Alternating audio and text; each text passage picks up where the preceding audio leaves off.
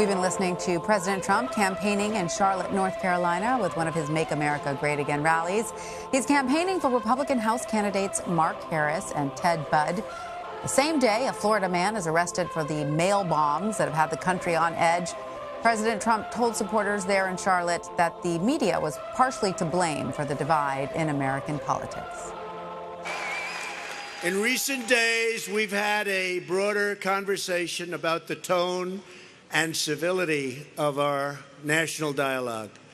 Everyone will benefit if we can end the politics of personal destruction. We must unify as a nation in peace, love, and in harmony. The media has a major role to play, whether they want to or not. We have seen an effort by the media in recent hours to use the sinister actions of one individual to score political points against me and the Republican Party. Yet when a Bernie Sanders supporter tried to murder congressional Republicans and severely wounded a great man named Steve Scalise and others, we did not use that heinous attempt at mass murder for political gain because that would have been wrong. It would have been the wrong thing to do. And Michael Graham is in Boston. He's a CBSN political contributor and a columnist for the Boston Herald. He's also political editor of NH Journal. Michael, thank you for being with us. My pleasure. What did you hear in those comments from the president? Well, interestingly, I thought that overall he seemed to be off his game a bit. This was Trump toned down. And you could see why once you saw the comment that he made about trying to end the politics of personal destruction. Because let's face it, President Trump's rallies are what they are because he treats them kind of like a stand-up routine, really. And I say this as a guy who did stand up for a living back in the day. And so, the kind of things you say on stage for comedy, you say, mean things and unkind things because they're funny. And that's why you say them. Well, if you're trying to heal and bridge divides, you don't say those things. And so Trump was kind of left with a political speech. You could tell the crowd was trying to get really, we saved $800 million. And that's not Trump's deal. And I think it really showed that for people on the right who want to say Trump isn't different, that's just not true. While it is absolutely true that the propensity towards violence is spread across the left and the right. That's something America has two things about political violence. One is for a nation of 325 million people, we really do have a relatively small amount of it, particularly given how politically divided we've been the last few years. I agree. You almost expect more of it to happen. We're shocked when it does happen, but you almost think there should be more considering the level of vitriol. And the other thing is that it does happen on the left and the right, and everyone talks about Steve Scalise. Sure. There are a lot more examples we could go through of envelopes filled with powder. And I wrote a book about the Tea Party at the height of the movement. And one of the things about the Tea Party that's interesting is they were a movement that had more violence inflicted on them, according to police records, than they committed. So this is the America that we're in. But Trump is different. And he's different in scale and scope. It's one thing when Eric Holder made his comment the other day about when they go low, we kick them. Nobody really thought that he meant to kick them. And I agree with people, and I was actually talking to a liberal professor about this week who's done kind of a history on political violence in America. He said he doesn't think Trump means go punch somebody when he talks this way, but he revs it up so much more. It's bigger, it's broader, it's got more emotive power. And so Trump he's doing, you can argue that it's the same, but that's like arguing that a pea shooter is the same as a bazooka. Right. I mean, you're absolutely right. They both have projectiles, but it's a big difference. He's definitely fast and loose with his language, and it veers into carelessness, and so I think that is what's a little different from previous presidents. That's part of what people love about him, though, that he is decidedly un-PC, that he's sort of, they will often say, naturally. It's the way we all talk, right? And so the problem is that it sometimes gets careless. I think you're being too kind by saying is sometimes. I mean, he works in this arena of an us versus them fight. And I can hear the Trump supporters who are watching, and thanks for watching, and they're saying, well, he's only playing that way because that was the fight that was already going on. And this is something that I really think people in the mainstream media need to think about. Think about the way that President Bush was talked about for his 8 years, where he was Bush, McHitler, McChimper, and there was a play on Broadway that fantasized about assassinating him. And we used to, when I was doing talk radio at the time, we would just every week we had a montage of clips of people calling him Hitler, saying he should be killed.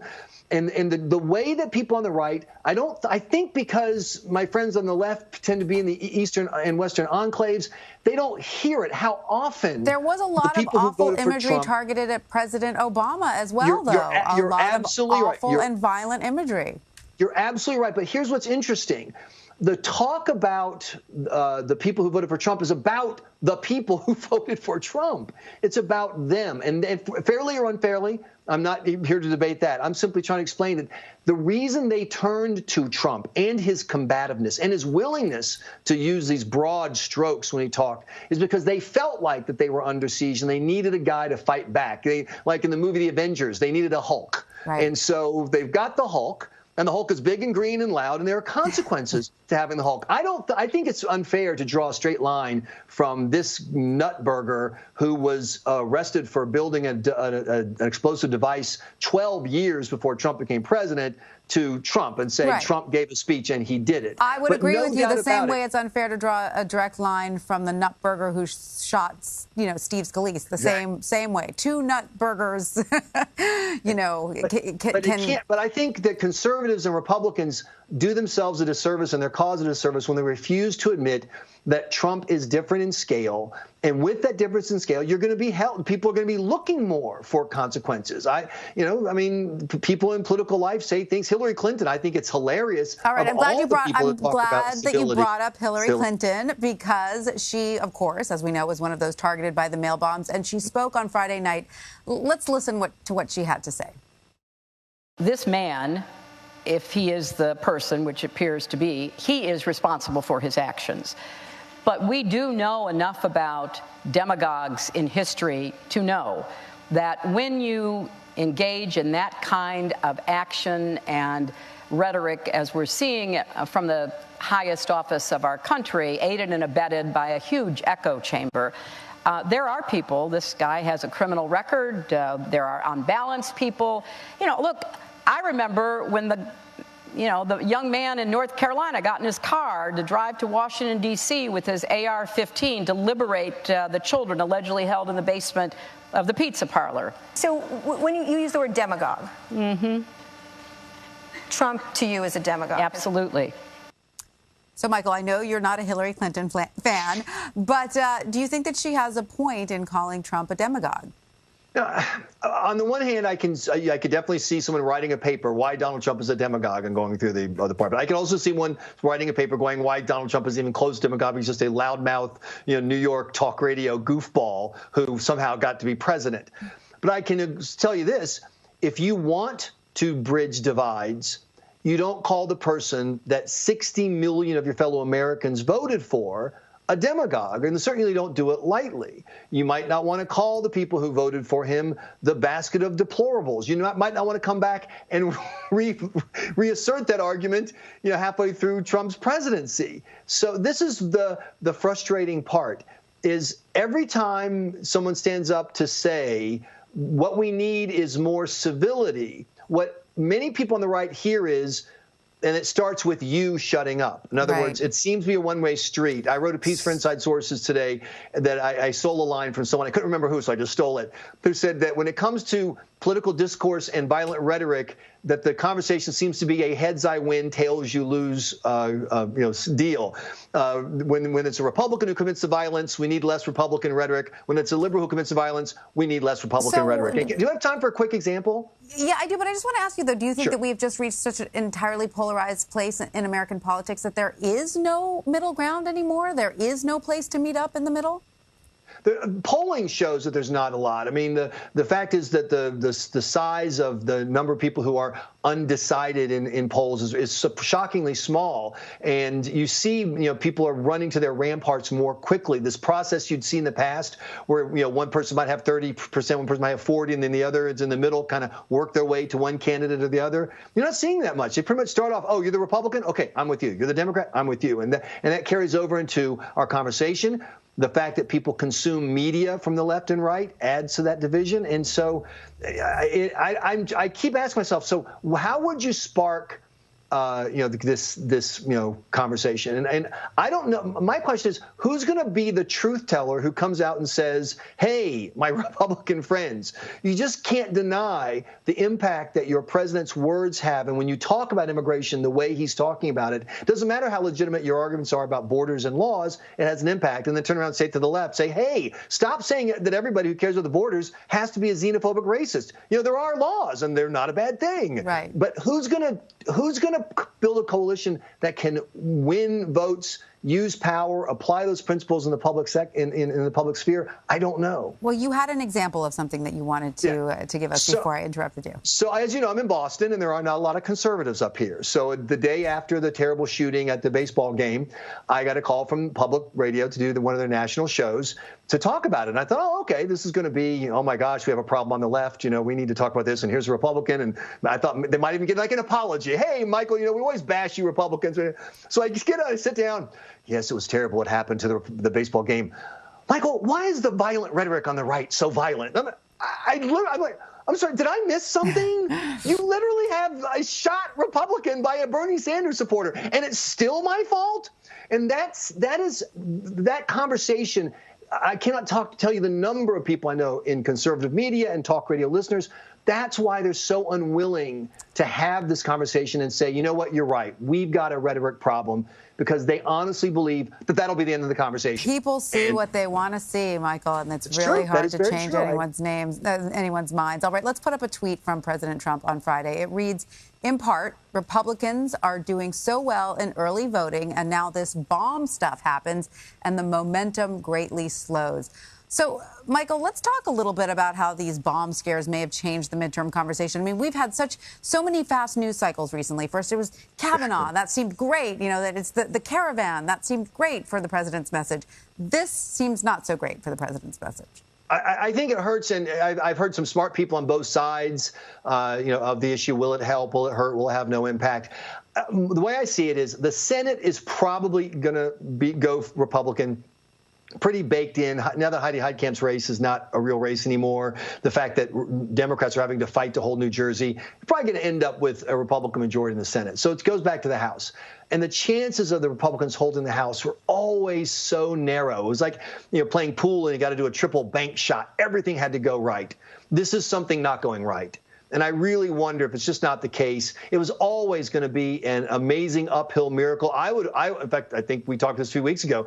It would be more amazing for the Republicans to hold on to the House than it was for Donald Trump to win his election. Right. And so now that you've had anything that's thrown off that kind of amazing narrative that was already such a narrow path, I don't know how Republicans get back on a path where they have a chance to hold on and only lose 20, 21, 22 seats. But then again, I've seen so many amazing things in politics the past 2 years. Who knows? And, Michael, who knows what the news story will be tomorrow? Exactly. Day to day.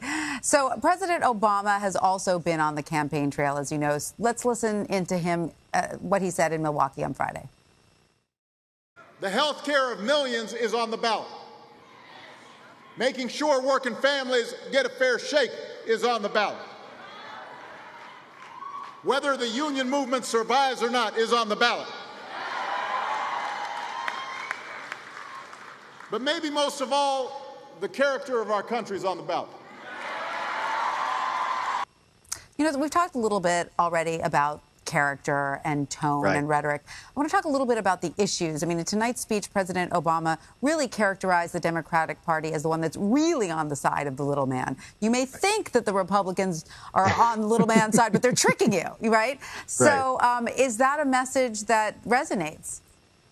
Well, I think it's a message that makes sense because how did Trump pull off his miracle? He got these blue-collar workers who Democrats kind of took for granted. They always thought, we're the party of the working man, and he pulled them over. And you can see this divide. And, it's interesting to hear the argument. You need to stand with us, lower middle-class, blue-collar workers, even as you see the Democratic Party transforming into something else, a party of more affluent, college-educated East Coast and West Coast voters.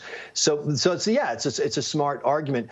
I just thought, with listening to him, how President Trump, if he were not President Trump, if he were somebody else, could do a very similar rant about, what's on the ballot? 3% growth for the past year. First time we've done it since 2005. Record unemployment. Wealth creation. So many jobs that there aren't enough people to fill them. You could go through a litany of the things I'm doing for you, and you wonder, as we ride this roller coaster on these cultural issues, and President Obama just touched on them with the notion of character that our nation's characters play, what this election would look like if it were actually an election about stuff government does, right. Setting tax policy, wow, setting what a job novel policy, idea. setting foreign policy. Right. I mean, imagine if we were talking about that, that stuff. But, of course, it's the world of Trump, so we don't. Michael, I heard a speechwriter there in you for a moment. I could see you as the president's speechwriter. And by the way, Michael, I definitely want to see some of that stand-up you used to do that you just talked about. Could that be found online anywhere? We'll see what we can do. I'm going to be in New York for election night, offering my insights, so who knows what kind of trouble we'll get into. Could be lots of fun. Michael Graham, thank you so much, as always, for your insight. Thanks for having me.